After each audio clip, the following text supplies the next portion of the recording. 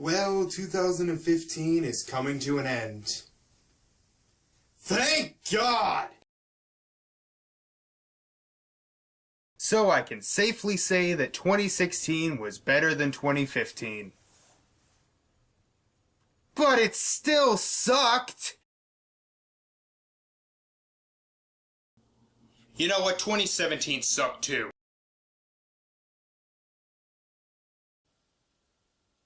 Well, this year sucked!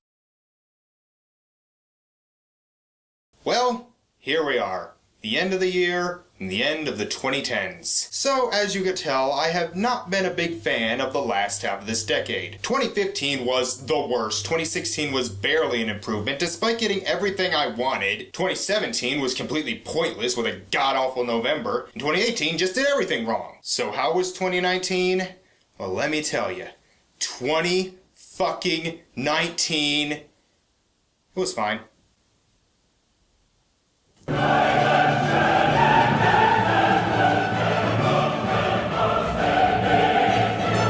Yeah, it was basically what I thought 2018 was going to be before that year completely shit the bed. Oh, don't get me wrong, there were some bad days. Hell, there were some bad weeks. Half of March, the transitions from January to February and June to July. But it is the only year from the second half of this decade that I thought was actually better than a year from the first half. Hell, maybe 2 or 3. Really, there were only 3 really bad things that happened this year, at least that weren't just holdovers from 2018. I backed into someone's car door on the first day of February, I got kicked off my parents' health insurance and had to get my own once I turned 26, and my grandma passed away.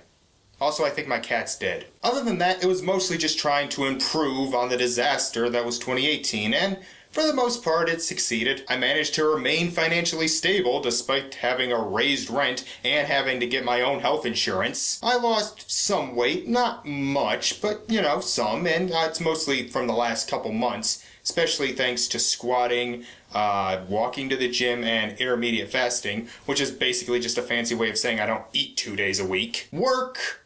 Okay, work was still crap. Internet drama. Nah. And also, remember how last year I killed my new car after arriving it for only a couple of months and putting thousands of dollars into fixing it? Well, I couldn't get it fixed. Yeah, I actually had to sell it for scrap. But there is a happy ending to this story. I got a new car! I'm still paying it off and probably will be doing so for until at least May. And also I put a hole in the back bumper because Springgate's parking is a fucking joke. But I got a car from this millennium. And besides all that, the weather was better, pop music was better. They actually remember that pop music can be fun, so much so that the biggest song of the year was a comedy song about riding horses. And for me personally, I went out more and did more fun things. I went to the last BronyCon, that was fun, and even met up with Pony Fanboy for a while. I went to New York City for a day with my family. Or at least I will, I'm actually filming this before we're going, but I'm sure it'll be fun. I made some great videos. I found $30 in a Wise parking lot. Hell, even the world seemed a little less shitty. Yes, we still had plenty of mass shootings and politics is a complete shit show, but it did seem a little less bad this year. So by all accounts, 2019 was fine. Except for one thing. Do you want to talk about it? Yes. Okay. What's wrong? It's fucking Twitter. I mean, what the hell is wrong with this website? Why is it that this one website seems to bring out the worst shit in people? I don't see this shit on Facebook. Even Tumblr doesn't sound this bad. I remember when Twitter was getting popular like 10 years ago, and I thought it was freaking awful. And now I realize I was totally right. It's given us harassment of actors because some people didn't like a Star Wars movie, harassment of critics and reviewers who maybe didn't like a movie or just kind of mixed on it, and so they had to leave it. Harassment of an animation director because the ending of a show didn't match your headcanon that got so bad he had to temporarily lock his account. Harassment of a lefty YouTuber because she said binary trans people have different experience than non-binary trans people, so she had to leave it. And then there's everything that came from this stupid hashtag. Okay, seriously, why is this still a thing? It's been almost 2 years and people are still talking about it. Why can't it just go away? And half the people I follow like getting in on it and it's pissing me off. Nothing good has come of it. It changed nothing, friendships were broken, and everyone is worse off. Mars Girl got harassed, Brad got swatted, Erod got death threats, and then there was that shitty comic book with a cover of Doug dead from an apparent suicide. Oh yeah, don't think I forgot about that, and that some people who are probably watching this retweeted it. And those are only the ones I've heard about. I don't want to think about Allison or Tamara or Holly or Malcolm, what they went through. Wasn't this whole thing supposed to be about Mike? How is it that he came out of this with the least amount of damage? And then, of course, there's these two, the MLP fan who doesn't listen to the lessons of the show, and an anti-choice drama king who turned out to be a bigger asshole than Mike Machad could ever hope to be. All of this bullshit, and the only thing we got out of it was this piece of mediocrity? But it goes beyond Change the Channel. I'm just so sick of this anger and hatred directed at people on Twitter. And you know, I'm not blameless, okay? I know that, but this whole discourse seems to be based on the idea that people can't change. I want bigots to stop being bigots. I don't see why that's so bad. I want people who are out in the Me Too movement to realize that they hurt people, that they made them uncomfortable, and I want them to be better. But it seems no one else really does. They just want to get pissed at something. Outrage culture is just a way for lazy people to feel like they're actually doing something. And if it were just focused on racists and rapists, that would be one thing, but we treat everyone who does something even remotely wrong the same as a bigot who inspires hate crimes or a rapist. And everyone is fighting with each other, even if you have the exact same political opinion. For Christ's sakes, I saw someone say Greta Thunberg is accidentally promoting white supremacy because her talking about climate change is getting more attention than people of color talking about it. Can climate change please be like the one thing that is not divided by race, gender, or class? Please, please? I am so fucking sick of it. The world is not black and white as Twitter makes it seem, and I want it to stop. Feel better? Get all that frustration out? I think. Good. Now tell me what's really the problem. What?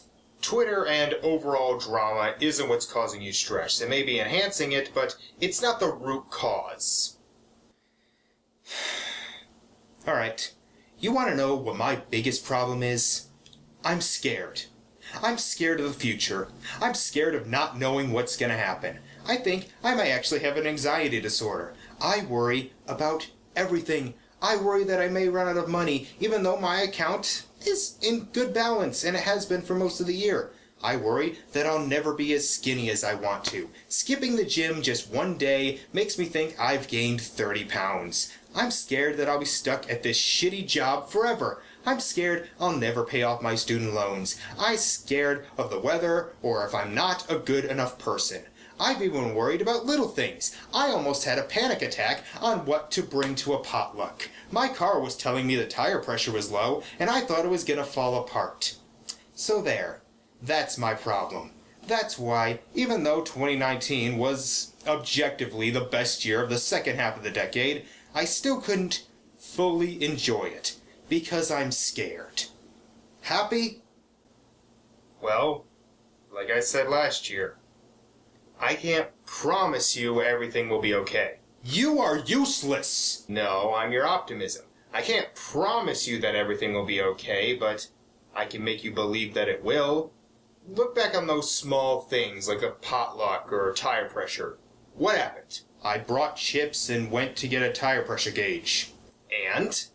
People liked the chips and I was able to fill the tires and the warning light went off. See? Everything will be fine. I really wish I could believe you. You're afraid of the future. You're afraid of not knowing what's going to happen, and I get it. The future is scary, especially when staying in the same position seems even worse. I know a lot of your coworkers are leaving, and all of your old friends are getting new jobs and getting married and having kids. If you know all of this, why are you asking me what's wrong? Shut up. But yes, I know you want to make some big changes in your life, but you're scared of change because you're afraid that stuff will go wrong since, well, you can't see into the future. And hey, fear isn't necessarily a bad thing. It can stop you from doing stupid things, like driving your car 40 miles per hour in pitch black downpours. Oh, fuck off. But you can't let it completely take over. Instead of looking at the future and worrying about all the bad things that could happen, Look at all the good things that could happen. You're right. You know what? I can get a better job, one that pays more. I can lose all of this fat. Trump could lose re-election, and everyone on my Twitter timeline will be happy. Tony's going to stop being an unstable jackass. And you know what? Everyone's going to make up, and I will absolutely pay off that car. And I may even pay off another student loan. All those things might actually happen.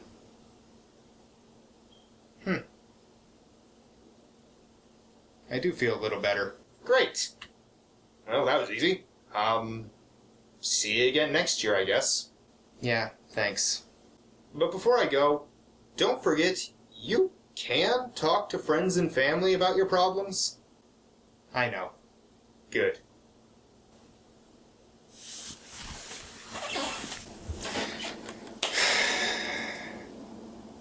You know, I noticed a certain theme in year-end videos and blogs from last year, and that's this. We're tired. We're tired of being sad. We're tired of being angry. We want to enjoy life again. We want to have hope for the future again. And you know what? In 2019, I think we did do a little better. Still could improve, and that's what 2020's for, so, let's make next year even greater. Anyway, I have a worst movies of the year video to make, so, see you tomorrow for that.